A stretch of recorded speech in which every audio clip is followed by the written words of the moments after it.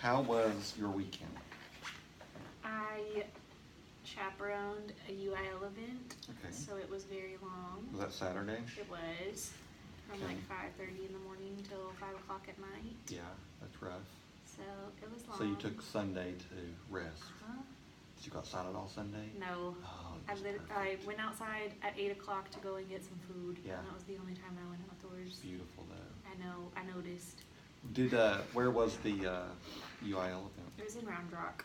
Oh, so we you had took the travel, kids too. to Round Rock High School, yeah. cool. So we had like 2 SUV loads of Did they kids do well? and took 'em. We didn't stay around to find out Yeah. the results, but You'll hear back soon. yeah. Okay. Well, good. Good. What else is coming up? Um, Do you care about the Super Bowl? No. Don't care about the Super Bowl. Not Okay. if the Patriots are involved, no. Oh, I just want them to lose. I do too. So Yeah. Anybody that's but all I care the about, Patriots. yeah. I hear you. Yeah. I'm the same way. Mm-hmm. My dad, he's a T-shirt Patriots fan. I mean, up until Tom Brady started playing and started doing well, he didn't care about them. So Oh, so he's just a he just bandwagon. yeah. So we mess with each other all the time about it. Yeah. So I'm hoping that they get trounced. So we'll see. We'll see. Let's hope. Okay. Thank you for responding to the Mhm. prompts. You always do a good job with those. We're going to look at a few of them, but just kind of to summarize and kind of remember what we talked about since we had a long weekend. You looked at regard for adolescent perspectives, and then you also did content understanding. And I'll say that first of all, the way you've been setting up your camera to get more kids and the video and to move it around with kids we're talking, perfect. Mhm. Loved it. Mhm. Okay. The thing that I notice about yours all the time, it is I get to see more of your class Mhm. and not as much of you. Yeah. I get to hear you fine, Yeah. so I get what you're saying, but I'm getting the kids' responses wonderfully. So don't change Okay. that. And anytime you want to move the camera around, Okay. it's perfect. Okay. So we looked at regard for adolescent perspectives. Mhm. So let's kind of review about what that is. That's where you want to kind of capitalize on the social, developmental, academic needs of basically teenagers. Mhm. So thinking about how would I come off if I were in their shoes listening to you in your classroom? And you chose to connect things to real life, which through the lesson you did, I think you did that very well. So you mentioned that you do this lesson every year, right?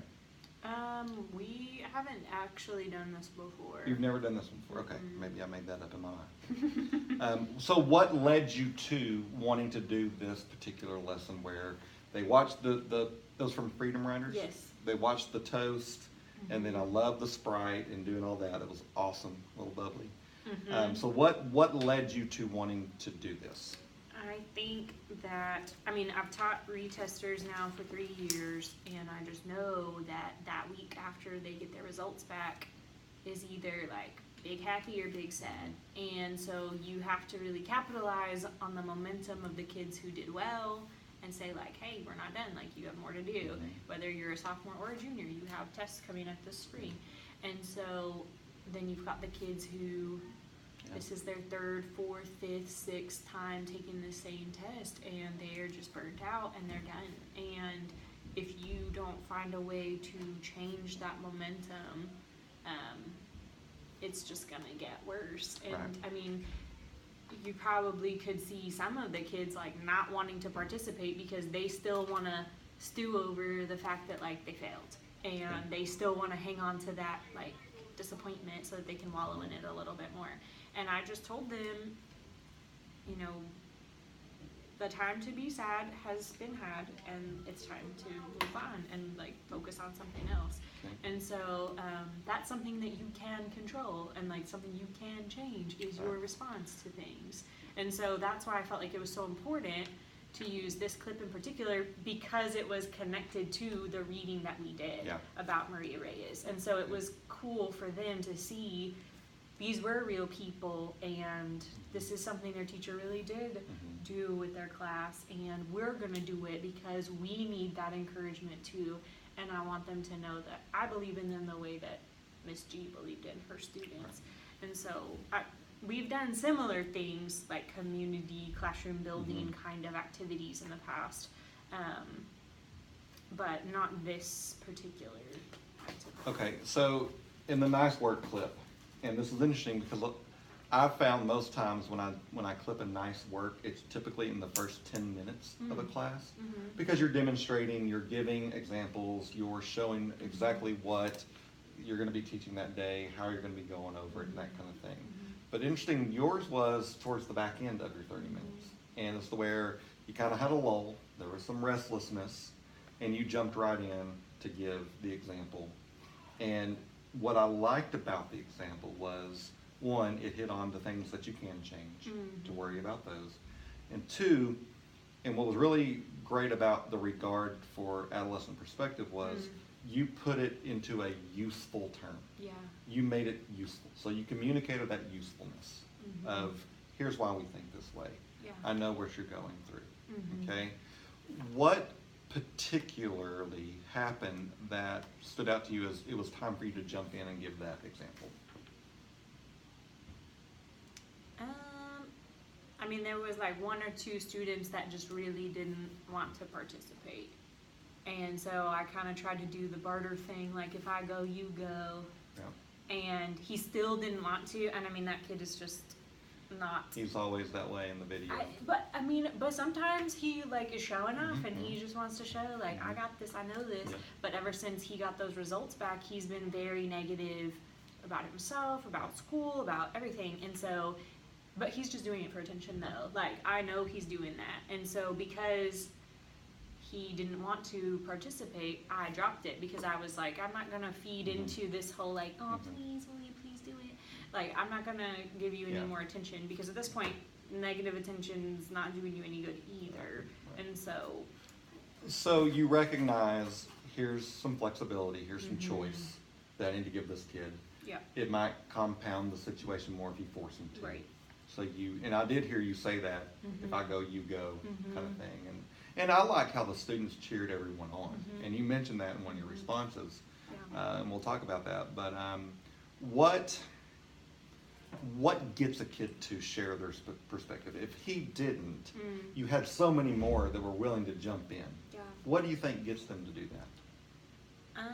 I think that they just have a really nice community in that class where they know that they can make mistakes and they can be vulnerable, because there's quite a few kids in that class who've had me before. Okay. And so, or they have me in more than one class period. So even though it's only been half a year that we've had together, they've spent as much time with me as a kid who's that amount of time. been in my class for a Sure. whole year before. Sure. So at this point, it's like they know me, they know what I'm like, they know what I expect, and they know that there's gonna be a positive reinforcement to, like, if I share, like, Miss Tipton's gonna be happy about Right. that. And other people also want to share if I share. And like, I even had a student today, I said something to them about like, you know, okay, well, I'll let y'all know when we're going to record again. And he said, I like recording because then I can show out. Yeah. And so it gives like the performers in the room the opportunity right. to be recognized. It does. And so they like And, that. and one of the things that we mentioned here, and it's not necessarily in the indicator you chose about connection to current life. I mean, you allow them to be teenagers. We've talked about that before. You presented a useful reason for why we're doing this. But I think the kids feel like, one, I have autonomy in this classroom. There are definitely those leaders that want to speak out, and they like I said, I want to be videoed because I don't mind attention. Yeah. And that's a leadership thing for a Right. teenager. So that's really good. Okay, so good. So making our nice work, you did a great job there of demonstrating that. So when we look at consider this prompt, I gave you two. Okay. The first one was and I want to watch this one. It's only 18 seconds long, but let's look at this one. All right, who wants to be brave and go next? Thank you. Get it over with. I was just thinking about I got nervous. He got nervous thinking about it. Come on, Jason. It's gonna be the first one. Okay, so clearly there's an impact on this kid, all right? Mhm. And is he a outspoken leader kind of kid in your class? No. Okay, He's the one that's in the next clip. Like, he's the one that's saying, like, I was nervous and whatever. But I had him in summer school. okay. So, like, he knows me Yeah. too. So one thing that I recognized here was him, the reality of him about to stand up and share, because I was going to, but I got nervous. Yeah. And he says, I'm starting to sweat. Yeah. That was great. Yeah. Okay. What impact does he? I'm trying to ask this the right way because I want to focus on how do the other kids respond to him saying that? Yeah, they like really tried to build him up and Yeah. like make him feel like he could do it, rather than being like, "Oh, you're sorry, you're scared," blah blah blah. Like there wasn't a negative There reaction. wasn't any insult towards him No. whatsoever, wasn't there? No, and I love that about that class Mhm. because they just have that kind of positive mentality. Mhm. Like you can tell when they come to class, they enjoy each other, Yeah. and they'll even say like, "Oh, I don't even know like everybody in here's names or whatever," but they don't. That doesn't like change stop that them. like the way we Yep. speak to each other and the way that we interact with each other.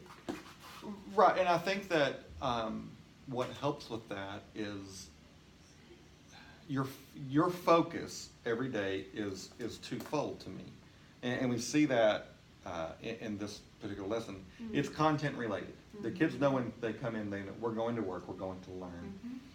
But it's never you on stage delivering information. It is so focused on them Mhm. and what they have to say, their opinions, their perspectives, that they feel invested in the class. Mhm. And even this kid, and you know, I've taught this age before with this type of kid, Mhm. for a boy to admit he's nervous and changed his mind, that's a big step for a Yeah. kid, for a Mhm. teenage boy. Mhm. So I think that goes along to say that they do a great job there. Yeah. In this next one, I loved this one. Where is that clip? Right there. Yeah. This is where the kid, so great. So I want to graduate. Would you get so close for it? You gonna see the tear come up now, sir. Yeah, I want to graduate. I want to be the first one in my family to graduate and probably go to college. Better life. No more worrying. No more struggling. Just if you want better, you gotta be better.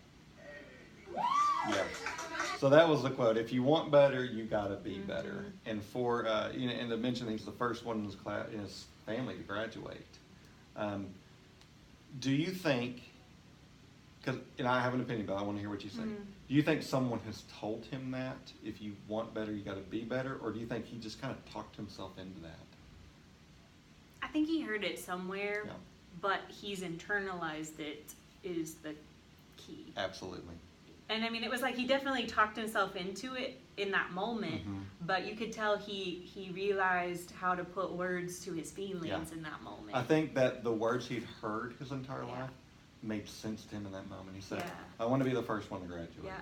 I want to go to college. No more worrying. Yeah.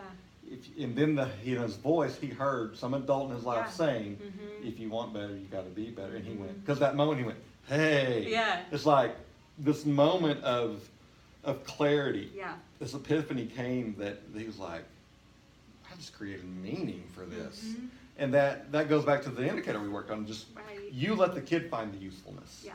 You know, and each kid shared a little bit of something, and a lot of them had the same thing to say. Yeah. But this kid, he created his own usefulness for the activity. Yeah.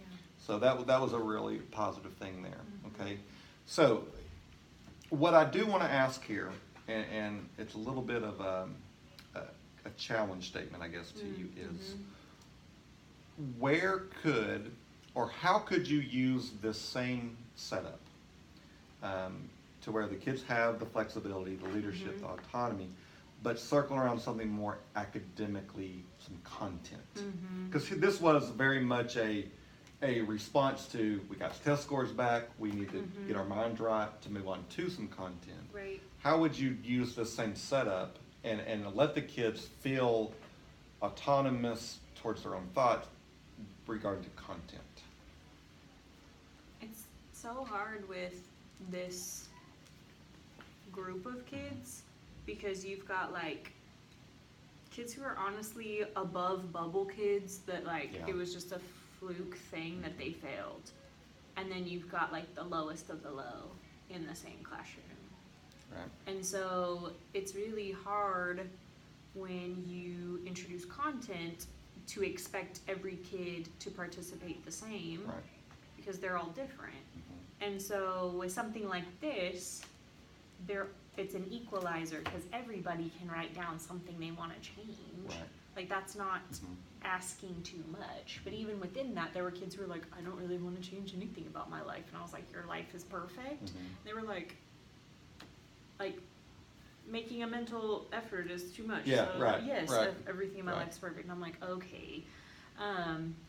But I mean, there's things that we do together in class, like when they do that read, discuss, read, Mhm. and then at the end they have to write a summary. Like, Mhm. I mean, I'm sure that if I told them, you know, you all have to share your Right. summary or something, that more of them would like want to be ready to share if they knew that they were gonna have to like be held accountable for it.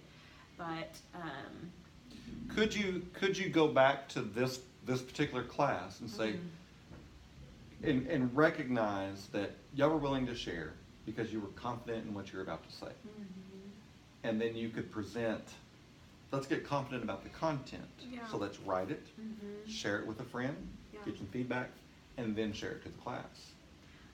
We've done that with the document camera when we've given them like a passage to read or whatever, and then they have the questions at the end. Usually it'll be like a release star passage or whatever, and I will let the kids be the teacher. Mhm. So they have to Mhm. take their stuff up to the document camera and present it, and they have to explain how they got that answer. And so that's one of the ways that I have done that. Yeah. And in a retester class especially, it's like high stakes because you have no idea if you have the right answer or not, Right. a lot of these kids. Mhm. And so some of them are pretty confident and they'll start explaining it, and then Yeah. you can tell they're like second guessing themselves the Right. whole time they're explaining it. And I'm like, you know, I see where you're coming from, but, and they're like, it's wrong. And Yeah. I'm just like, yeah, that's not Right, it. right. And so it's like, Well, they I have think, to feel safe yeah. to fail too. Right. And so it's really hard because not every class is even Yeah. at that point where they Yeah. feel safe So, doing that. to me, what you just said, you hit the nail on regard for adolescent perspective. You said, I'm willing to step back and let the kid be the teacher. You give them the tools to do it, the document camera, the notes, the whatever, and they have to Yeah. explain it to the class. Yeah.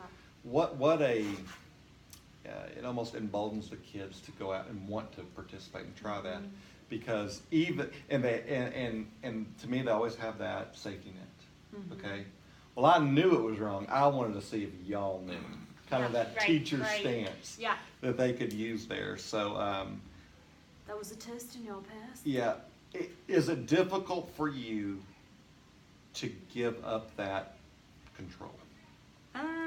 It just depends on whether I planned it that way or not. Right. And so Okay. it's one of those things where if I'm not willing to take a risk on a kid making a mistake and then everybody else thinks that that's right, then, you know, You don't think that'll screw it? Oh, it's still going. yeah. I'm gonna. Okay, good. Yeah, we're back. But Yeah. I mean, when we get close to crunch time, when it's like star prep, that's one of the ways that we go over the answers. Mhm. Because at that point, Yeah. you're not going to learn anything No, new. no, It's it's all all- about confidence at that absolutely. point. And so the kids who are Yeah. feeling confident, who go up and share, those are usually the kids who pass. And Mhm. it's crazy how that happens. Isn't that funny? Yeah. Because they feel like they get it. And you can really see that they get it when they explain it. When they explain it, And exactly. so Yeah. that's why I think these classes are so difficult to teach, because you just have such a huge range of kids in there. Yeah. Do you think when a kid teaches it, it impacts the other kids to watch them have to do it? Yeah, Yeah. they start calling each other like Professor Mhm. Gonzalez Isn't that and things great? like that, Yeah. and I love it. Yeah.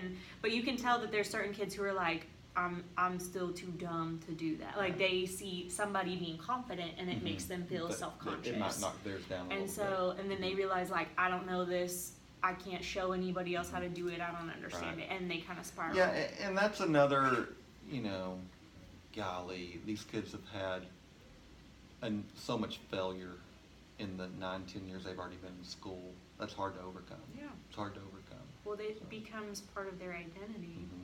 And that's why I think it's so important to do stuff like this, because they need to understand that like failing a test is not who you are. Right. And you've talked about that before, Mhm. and that was a good one. Okay, well let's quickly move on to making the most. Okay, so we looked at content understanding here. In this one, so let's look at that real fast. Go ahead and turn to content understanding in your dimensions guide.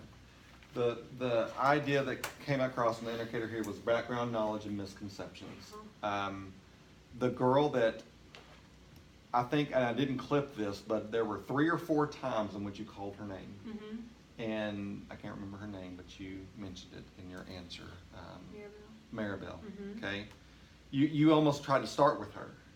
And she said, I haven't written it yet. Yeah. And then you came back to her again. Well, I'm just listening to other people. And I'm this. So we finally get her to talk. So I Yeah. clipped that one. What do you think she had some misconceptions of what to say? And after she heard others, she knew she could verbalize it? Yeah, I think she had come in late or something, and so I knew she didn't know what was going on, but I didn't want to single her out and be like, since you were late. Right. Because then I knew she would kind of shut down. And so I think I mentioned this in my response too. Like I've taught her for 2 years now, so I know that she needs a little more time to process something like this because it is a little bit of a deeper concept. And so I knew that if I kept reminding her that she would get it done. Because I could also see that she was dragging her feet because I was looking at how much she had written down, and I was like, I can't tell if you just don't know what to do or if you're just getting distracted because you're listening to other people and then you're using that as an excuse of why your paper's not done. And so that's when I finally was like, you don't have to have it written down to share your thoughts. Like, just say. And that freed her up. Right there. Right. So I want to fast forward for a minute, then come back, because our next cycle we're going to talk about teacher sensitivity. Okay, and what you just said there summarizes teacher sensitivity. You noticed she hadn't written much and she was kind of dragging her feet, so you kept coming back to her. You kept following up until she finally did it. Okay, so when we talk about that here in a minute, keep that in mind, that that's a great example for teacher sensitivity. As far as content understanding here, is she the type of student that needs, if she's going to integrate new ideas and new things into her student life, she needs a lot of practice at that? Yes. Okay. Do you think she got more out of hearing the kids talk or you talk? So your example that you gave, was that more clarifying to her about what she had to do, or was it the number of kids that talked before her? I think it probably was more mine. Okay. Because I think then she knew what I wanted. Right. But I'm sure hearing other kids talk gave her more confidence, but I think that knowing what I said gave her the ability to know that what she had was like the right answer. Even though it was them coming up with it, I think she knew then that what she had written down was like okay. Yeah. So I think she was like not sure of herself was part of the problem. So I would say you've got several kids like that. That the more they hear it, I guess how do you kind of unpack the density of information to a student like that? When you're teaching and you give an example, how do you deliberately go, okay, I've got to kind of pare this down a little bit and be in chunks for them to get it?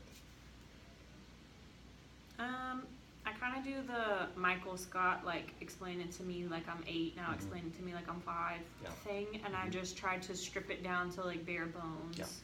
And I think sometimes with reading kids, I start with that. Like, I start with bare bones and then I kind of build on it, because I know that there are some kids who are going to get that right away, and then they're going to be like, okay, I did the thing, now I'm bored. Right. And so then I say, well, how are you going to like make this deeper? Or how Yeah. can we make this like more meaningful? Try to add more details to your essay or whatever. And so I think that I kind of start at the bottom, where I think is like, really shouldn't be any lower than this, and then just try to build on it rather than try and strip it all away. Because then kids realize, I'm dumber than I thought, or she thinks I'm dumber right. than I am. And so it's like, you start with something really accessible and then build on it. They have a foundation. And so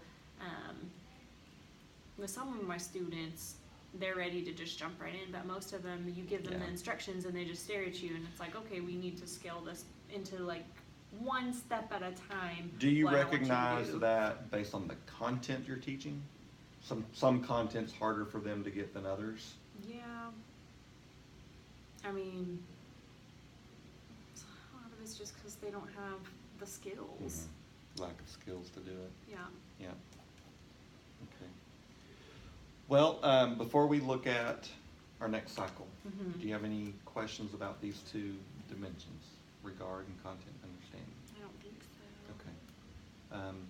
We'll get to, in a couple of cycles, we get to start focusing only on the instructional areas. Right. So we can come back to content understanding when you have a little bit heavier content class, Okay. and you know it's going to be really content building. You're really going to have to just, like you said, start down here and start building up. We can maybe do one of those. Okay. Okay.